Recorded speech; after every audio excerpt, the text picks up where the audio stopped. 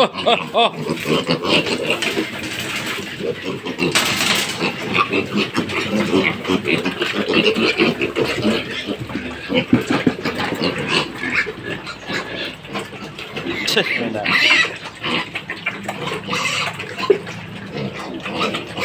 So, ito na sila guys.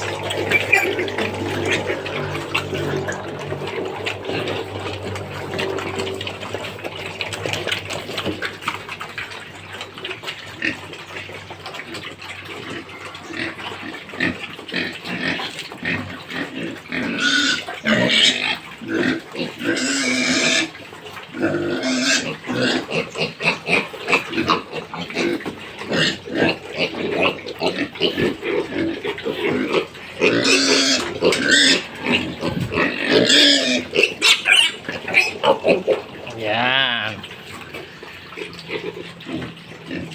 So, 14 piglets pa rin guys. So, ngayon po, kayo, may dalawa.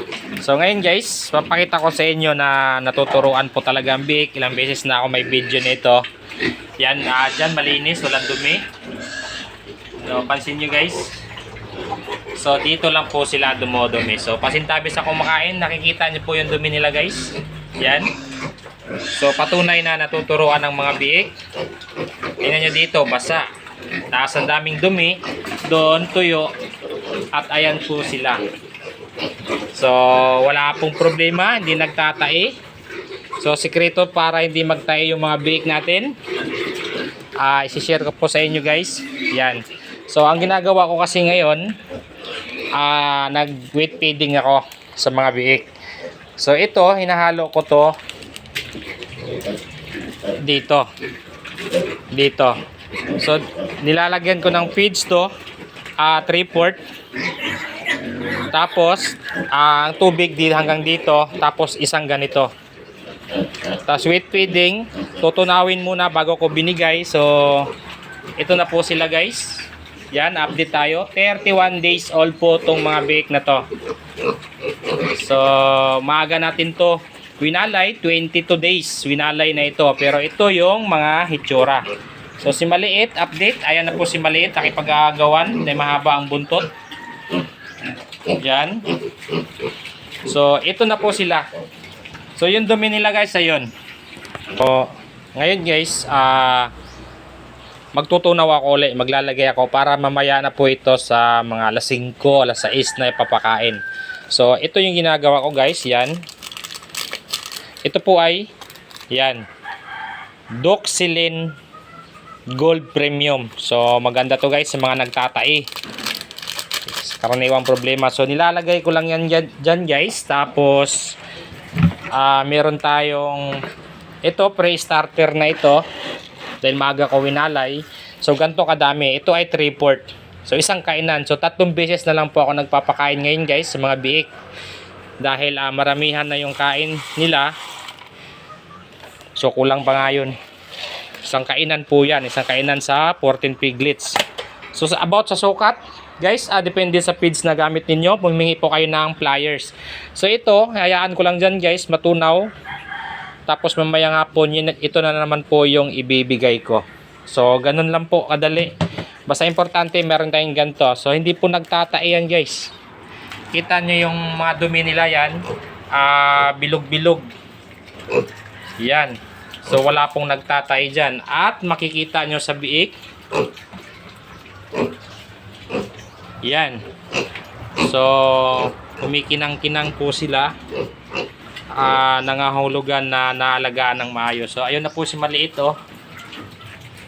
So, pahabol guys, pag nagbibigay kayo ng ganito, isa sa umaga, isa lang po sa hapon. So, 3 beses lang na ako nagpapakain na ganito. Isang sachet sa umaga, inahalo dito para sinasadya ko to wet feeding guys para direct nila na makain. Pwede rin ito sa inumin. Yan, sa inumin, yan. Nilalagay nyo sa inumin. Yun ang ipapainom kung dry feeding po kayo. Ako kasi sinasanay ko ng wet feeding dahil madali lang bigay ng ganito. So ano siya guys, with vitamins. Antibiotic with vitamins. Antibacterial siya. antibacterial with vitamins. So maganda ito sa mga biik. So ganyan lang yan guys. Mamaya medyo tunaw na yan. Tsaka ako ipapakain na naman dahil tanghali yan, pinapakain ko ngayon. Ayan, nakikita nyo guys, doon umiihi yan. Hindi ko pa nililinisan, papakita ko sa inyo kung paano ko ililinisan yan. Diyan lang sila dumi guys, hindi yan doon. So may mga langgam, may mga kagat na langgam tong. Yan, so tuyo dyan, dito yung dumi nila. Yan, ayan si maliit. So, ayan kita nyo, dumudumi si maliit. So, dyan yan sila dumudumi talaga. Natuturuan po. Yung nagsabi na ang dami niya, ginawa niya na lahat, hindi daw. So, nasa pagtuturo po yan. Tiyaga lang po talaga. So, ito guys, i-update ko kayo nito. Kasi ako na gagawin kong patining lahat to. Ako na magpapalaki. So, i-update ko kayo nito hanggang sa mabenta. So, ang paglilinis guys, madali na lang. So, yan.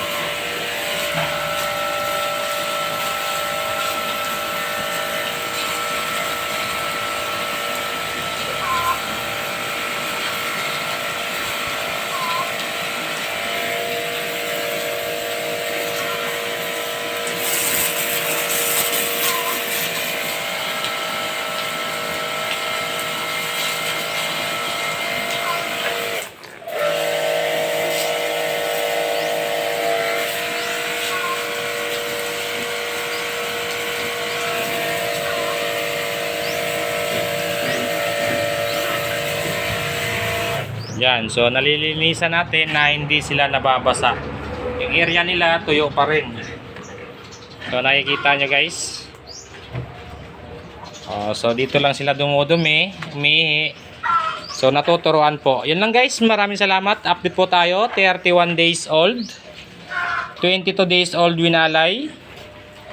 At never nagtae. So yung itinuro ko guys, gawin nyo lang sa mga hindi po marunong mag-inject. Ito po ang ihalo ninyo. So yun lang guys, happy farming everyone and God bless.